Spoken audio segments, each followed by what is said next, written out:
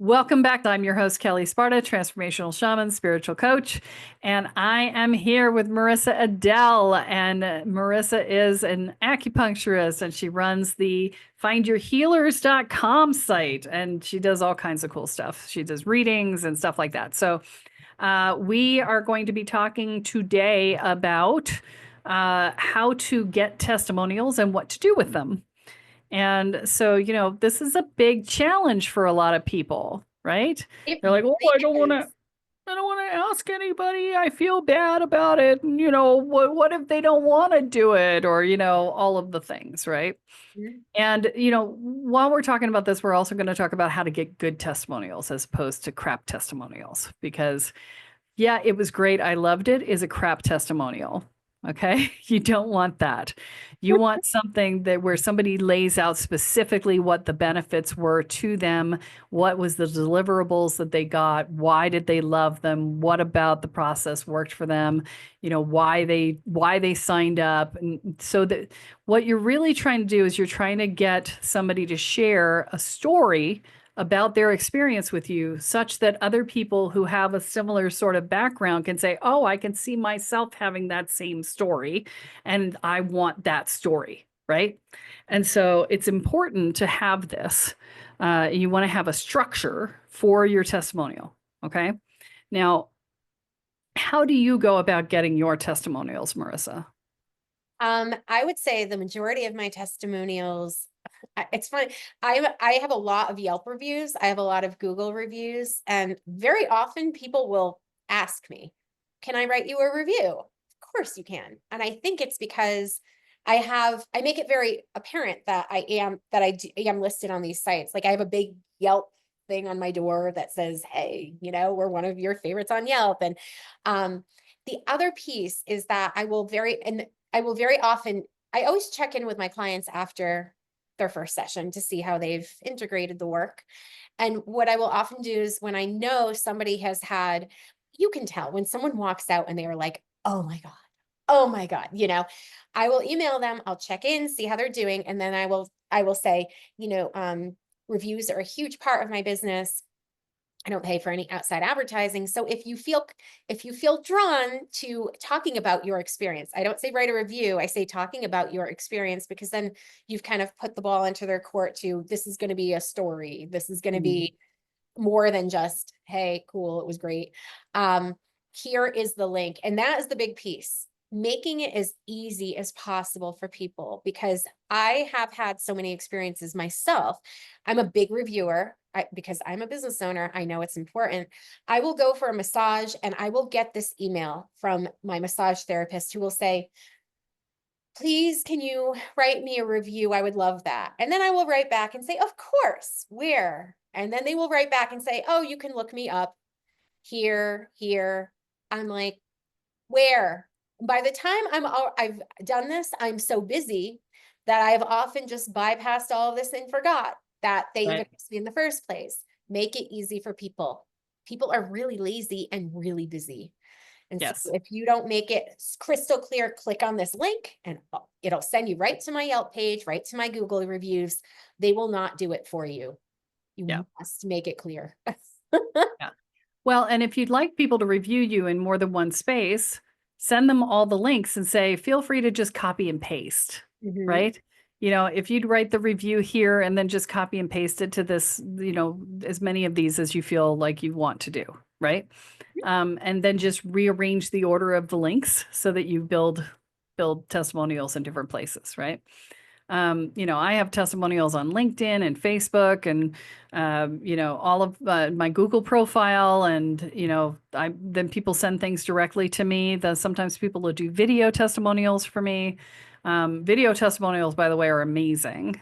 If you are a coach doing coaching calls, you can get video testimonials very easily because you ask your client on a coaching call, "How's it going? What do you think? How are you feeling about the service?" And they go, oh, blah, blah, blah, blah, blah. I love this. Or sometimes they'll just spontaneously tell you, oh my God, this is amazing, blah, blah, blah. And then at the end of the call, you go, hey, you said some really nice things about me on the call. Would you mind if I excerpted that section and used it as a video testimonial? And they're usually like, yeah, absolutely. Go ahead.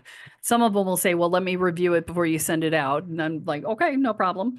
And, sometimes if somebody is, if you need a testimonial and people are not good at writing them, then if you know you've got somebody who's not very good at getting back to you, you can say, hey, can I interview you about your experience and then write a testimonial on your behalf and then have you approve it? That's another great way to do it. I've done That's a that with really people smart before. way of doing it. I didn't even think about that. Yeah, it's a great way to do it. And so video testimonials in particular are tough to get good ones because people get weird on camera. But again, if you're on a Zoom call with somebody and you just ask them the question, you're not asking them for a testimonial. You say, hey, how has the experience been?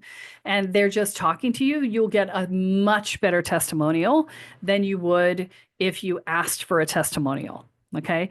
Now, the exception to this is if you've got business owners who do a lot of video and whatever, you tell them that you need a testimonial. They're usually pretty good about that if they know their stuff, right? But for the vast majority of people, you're better off to just have a conversation with them and then say, hey, can I excerpt that, right? I do a lot of work on Marco Polo, which is a asynchronous video chat. And so occasionally somebody will send me a video and they'll be like, oh my God, I had this massive breakthrough, blah, blah, blah. And I'm like, that's amazing. Here's my response. And do you mind if I excerpt that for a testimonial? Right? And they're like, sure, okay. And they don't have to do anything extra, right? They've already done it, right? Um, for written testimonials, and if somebody's going to do a specifically for me video testimonial, so like when people came back from the retreat last time and they, I said, would you guys do some video testimonials for me? And they were like, absolutely. I said, okay, here's what I need. I need you to tell me, what were you feeling before you came? How did the retreat meet or exceed your expectations? What did you love the most about it? Are you planning to come back again? How are you feeling now that you're done? That's the sort of thing that I need. And I'm very specific about those requests because otherwise people send you something and they go, well, tell me if this is what you need. And you end up going through like 6 iterations and it's work for them and it's work for you. And then you end up having to chop up the 6 different things that they gave you into something that might be good enough. And, I also talk to people about their cadence, right? I'm like, be excited in your testimonial. And some people just can't do that. Their natural cadence is very slow. So when I put their testimonial out, I may do it on 1.25 speed to just make it a little more energetic. Right? Ooh, these are good tips. See? And I will say, because I saw some of your testimonials on my holistic entrepreneur group, I saw the video testimonials and I was like, wow, these are really compelling. I mean, they really were. I was I was actually watching, like running through the whole thing. And I don't watch testimonials because Yeah. there's really nothing less exciting than watching a testimonial for someone else. But Right. but I got sucked in. So that speaks to the fact that it was good, high quality. Yeah. And so sometimes it's just about how do you prep the person, right? And so you're setting their expectations for what setting the parameters for what you want them to say because they're all very much at a loss. And so, they'll just be like, "Oh, well, it was good and I really liked it and Kelly's awesome and she's the real deal." Then that's what you get, and it's nice and I appreciate it, but it's not compelling, as you said. And so what we want is a compelling testimonial. Okay. So now that you've got a compelling testimonial, what do you do with it? Okay. So I can speak to this very clearly right now because I have just been spending the last few days dumping all of my testimonials into my Social B account, which we talked about a few weeks ago on the podcast. And it's my content platform that posts for me. And what I have been doing is I have been taking those and I put them in. Now I've got 3 different versions I'm doing of each one. One is the plain text version with the link to whatever their testimonial is about. One is a plain text version with a link and the preview panel of the page that they're going to. And one is a plain text version with the person's picture and the link in the text, right? And so I'm testing these 3 different versions. And I've got, with Social Bee, you can set up variations, right? Now, the important thing to remember when you're doing this is that you want a call to action. Your testimonials will get more engagement than anything else you use. And so you want to have a call to action in them because they're going to get more engagement, right? And so when you write the call to action, you don't want to be lazy about it.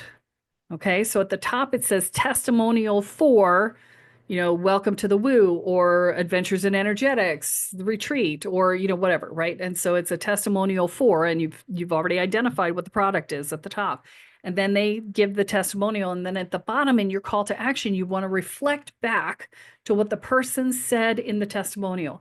So if they said, I had I've spent decades in therapy, and in 6 months of working with Kelle, I have made more progress than I have in decades of therapy, right? And that's one of my testimonials, so that's why I'm stealing it anyway. But when I do the call to action on that, I say, if you've spent decades in therapy, years in therapy, I don't say decades, but if you've spent years in therapy and it's not getting you where you want to go, then the Welcome to the Woo program is for you, right? And so you're reflecting it back to the testimonial that you just had the person read or hear. And now it's like, oh, is this you? Would you like this? Then this is for you, right? And here's the link, right? So you want to use the language that's being used by the people giving the testimonials, because that's the same language that other people who want the same thing are thinking in, right? Yes. And the more you can use and reflect that language back in the call to action, the more likely people are going to be to click through. Yeah. And I think that is such a missing piece, because so often I see people that have these great testimonials and nothing. There's just like, it's like, here's this amazing review that I got, and you're reading it and you're like, oh, yay, good for you. Except now what? Like, Right. and there's not even a link. There's nothing there to take you anywhere. It's just them kind of being like, rah, rah, yay. Okay. Yeah. People like me. Yay. That's Go it. I'm you. done, Yeah. I Yeah. think the other, You have to make it relevant. yeah, and I think again, it's a part of it is that holistic practitioner aversion to, like, I don't want to be pushy, I don't want to be salesy. It feels bad enough that I am putting something out here that's tooting my own horn, right? And then on top of it, I'm also going to be like, and buy from me. This is horrific. Like, what Right. kind of, it just feels very self-serving, I think, but this is what people need to see, because there's someone seeking you. They really need you. And you are just basically like, nah, like, not for me. So that testimonial piece, I just find that when I work with holistic practitioners, that is one of the things that draws the most, like, I could feel that resistance. They're like, oh, I have to do this. I hate it. I'm like, I know, but if you don't allow people to see how they can be helped, then why are you doing this? Like, what's Yeah. the point of you having a career at all, right? Right. Well, and you need to consolidate all of your testimonials on your website too. That's the other thing you need to do. So, like, I pull all the reviews from my podcasts. I pull all of the testimonials from LinkedIn and Facebook and Google, and every place I ever get a review, it all gets consolidated into my website. And then, I have generalized reviews in one place, and I have specific to the products reviews on those product pages. And offers, all the different things. They have specific things on the page that relate to that thing, right? And so super important to do that. If you're sending out newsletters, your testimonials should be in your newsletters too, right? Because people are looking to work with somebody who knows what they're doing. And when other people say this person knows what they're doing, that's social proof, right? It's the proof that they should work with you. And then, one more way to get a testimonial, because I've been doing this recently. I'm doing readings on Fridays, right? And what I tell people before we start is like, look, at the end of our call, if you would just, when we finish the read, if you would just say what your response to the read is. Was it valid? Was it useful? Did you find it to be compelling? Did you find it to be useless? However you did. But if you would say that at the end of the call, and then what's going to happen is I will end the call, and then I'm going to leave a few seconds of dead air, and then I'll say, okay, great, but I'm not going to end the recording. The reason I'm not going to end the recording is because 90% of the time, the person tells me a much better testimonial for the call, for their feedback, after I turn the button off. Okay. And so I just leave it run. And then if something comes out of that conversation, then I can edit it and drop it in, right? And I tell them, I said, look, if you come up with a good testimonial for me, I'm probably going to snip that out and use it for a testimonial. Is that okay? And they're like, yeah, that's great. So all of that, right? So that's another like little secret if you're doing podcasting and stuff like that, or you're running a class with somebody and you're going to stop the recording, but it's like, okay, let's not stop the recording. Let's just Yeah. leave it run and we'll just keep going, and then we'll see what comes out. And so Mhm. that happens a lot. One thing that I have found with, again, people are hesitant to ask, and then when they do get these testimonials or these reviews, they use it, then it's like one and done. Right. And it's so easy to recycle these and to recycle them in different formats. So like, for example, Yelp, if I know a lot of people are not fans of Yelp, but it is a resource that a lot of people use. A lot of the reviews are filtered. So you will, if you have 10 reviews, 5 of them might be filtered out into this other area where people can't see them, but you can see them. So you can take a screenshot of those filtered reviews, and I've actually created a slideshow on Yelp with my filtered reviews. So people could see all the reviews, but I have taken those screenshots. I've shared them on Instagram. I've put them on my website. I've reposted them all over Facebook. So even when I go through a spell of, oh, I haven't had a new review in a while, I'll just repurpose what I've already gotten. Yeah. And that is another way to kind of keep the momentum going, even after you're like, I haven't had one in a while. That's okay. Just bring another one back. And that's why I love Social Bee, is because I can just set it and say, put out a testimonial every day. And I have right now, there are 80 some different testimonials in there, and I'm still dumping stuff in. I've probably got another 40 or so that need to go in between the videos and some of the stuff from the other sites. And it will just put it out on a rotating basis. And so, and with the different variations, it always looks different too, right? And I realized I forgot to tell you guys, these are the ones that I've already got done, but I'm also going to go back and take every single one and put it either through Canva or Quozio to create a meme with the testimonial on it, with the person's face and their testimonial on it. And so it's a designed image, right? So there's no text except for the call to action. And so all of this is, it's not that hard to do. I mean, if you've got 120 testimonials like I do, it takes some time. Mhm. But, if you do this as you go, it's not so bad. Yeah. But, And it's worth it. yeah, I mean, the variations take like 5 seconds. I just hit add variation, and then I delete one thing, add something else in, and I'm good to go. Wow, I've got the hiccups now. Okay.